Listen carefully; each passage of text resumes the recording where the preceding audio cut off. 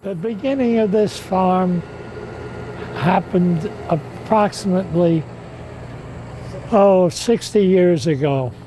And we have various different pieces of property that we use for different crops. It's been a very hard year because you've not only had pressure about getting the crops out, but the heat and the rains have been very hard for us to work. But we are doing it, and we are getting the crops out. We grow a large variety of crops, and we have always been looking out for people and find out what they want. We find that people today, in these years, are hungry. The food bank has done a good job moving everything around, and I'm very happy. We've been with them a long time. We hope to be with them another, well, let's see, I was going to say years, but it better not. I'm getting pretty old now. We have always tried to make sure people are fed safely. And my daughter says the same thing that I do. She's never seen people so hungry as this year. And so anything we can do for the food bank, we're very happy to do it.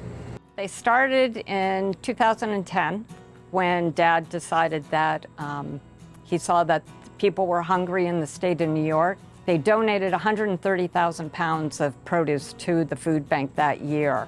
Then in 2013, the food bank came to us and said, we'd like to start purchasing your produce. It was product that we would have kept in the field.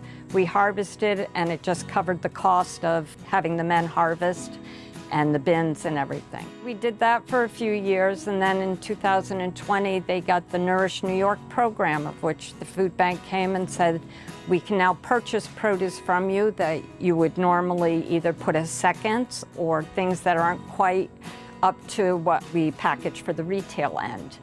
And we've been doing that since 2020. We deliver up to the food bank in Latham at least once a week during the season. My parents have been doing it for 60 years, and they just passed it over to my sister and I. And so Chelly Appa and myself will be a female-owned farm. We like to raise stuff, flowers, produce.